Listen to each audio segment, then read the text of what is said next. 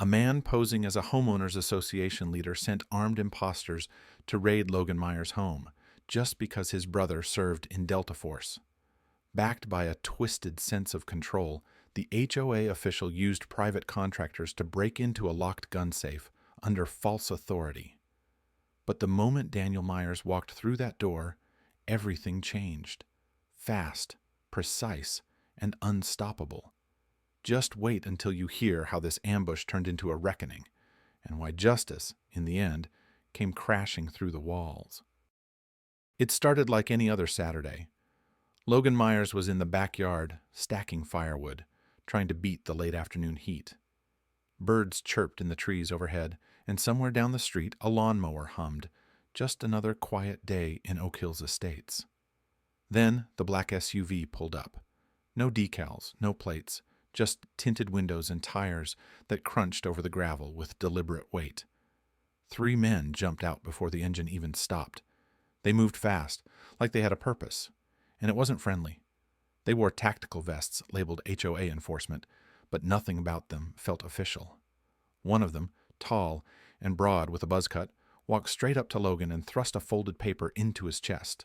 "Safety compliance notice. We received a report of a violation on your property. You need to let us in." Logan blinked, heart thudding. "Violation? What kind of violation?" The man didn't answer.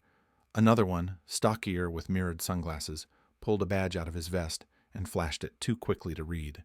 "We're authorized under Emergency Code Red. Open the door." Code Red?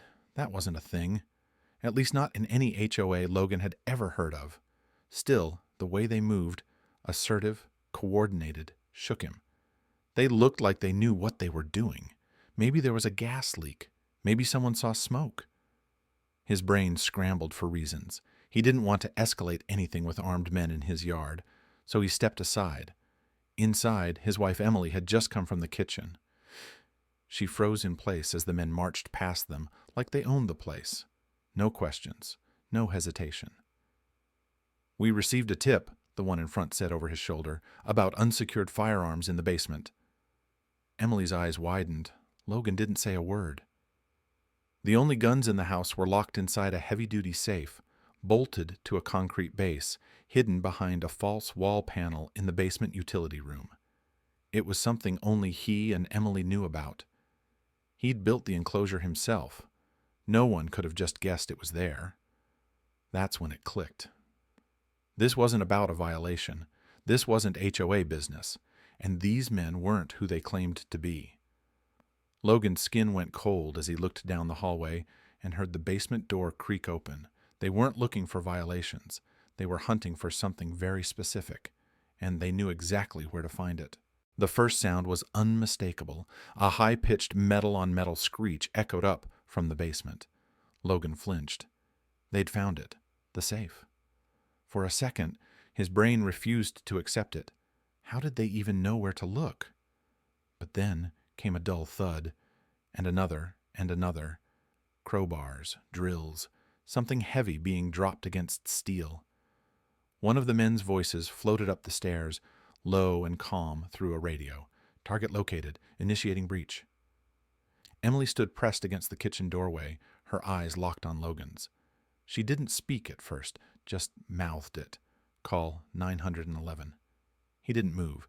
He knew what she meant, knew that calling the police should have been the obvious next step, but his instincts, the same ones that had kept him level-headed through car crashes and emergency landings, were screaming something different. This isn't a robbery.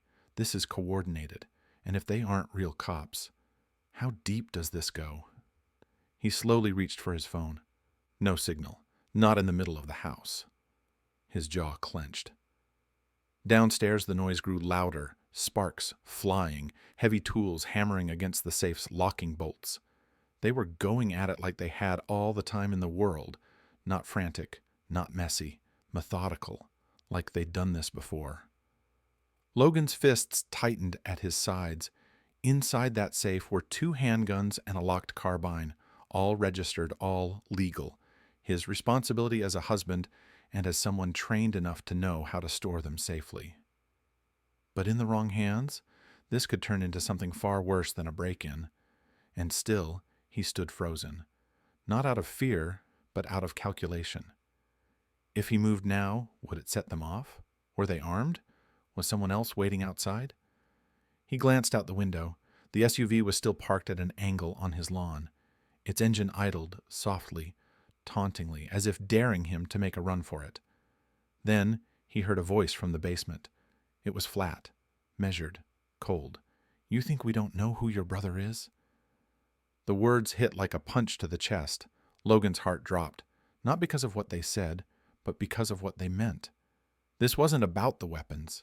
This wasn't about safety violations. This was about him, or, more specifically, about Daniel, his older brother, his quiet, rarely home, never talks about work brother, the one who disappeared for months on assignments and never brought up what he'd seen.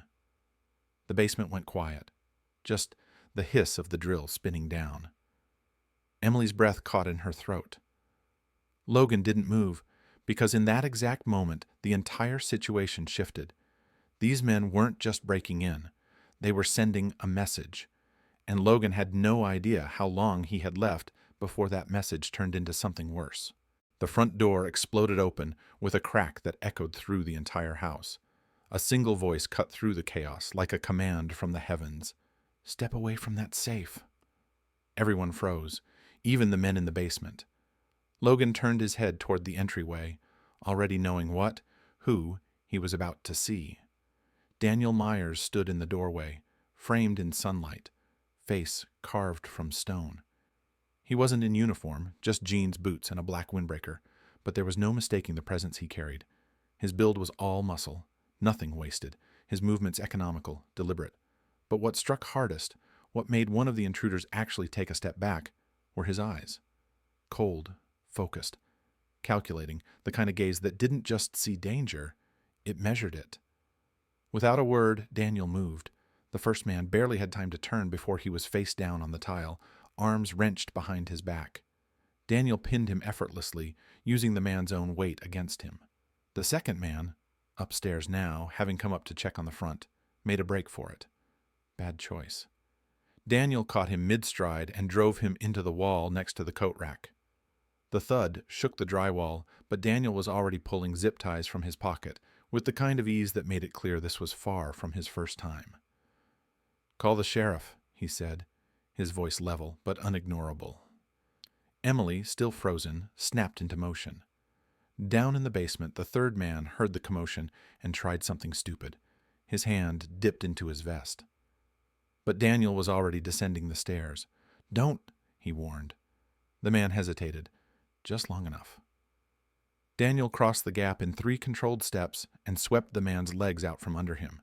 He hit the ground with a grunt, air rushing out of his lungs as Daniel disarmed him and flipped him onto his stomach with one fluid motion.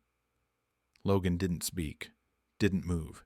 He just stood in the hallway and watched his older brother dismantle 3 trained men, like it was routine. Because for Daniel, it was. When the sheriff's deputies arrived 15 minutes later, lights flashing down the quiet suburban street, they found all 3 imposters hogtied on the living room floor. Groaning, bruised, silent. Daniel stood in the corner, arms crossed, giving his report like he was briefing a commander. Calm, clear, no wasted words. Logan exhaled for the first time in what felt like hours. The danger was over, but the story? It was only just beginning. The truth came out faster than anyone expected. Within 48 hours of the arrests, investigators uncovered exactly who the men were and who sent them. They weren't law enforcement, not even close. All 3 were private security contractors, formerly employed by out-of-state firms, now working freelance. The kind of men who didn't ask too many questions as long as the paycheck cleared. The person who hired them? Glen Braxton, Vice President of the Oak Hills HOA Board. A man with a clipboard in one hand and a superiority complex in the other. According to his statement, he believed Logan was a risk to community safety. Not because of anything Logan had done, but because of who his family was. Because of Daniel. Because of whispers, paranoia, control. He hadn't gone through legal channels. He hadn't even filed a formal complaint. Instead, he funneled HOA funds into hiring men who would do what real police never could: intimidate, breach, extract. There was no warrant, no probable cause, just one man's grudge and 3 professionals willing to step way outside the bounds of legality. The fallout hit like a wrecking ball. Within days, Glen Braxton was removed from the board.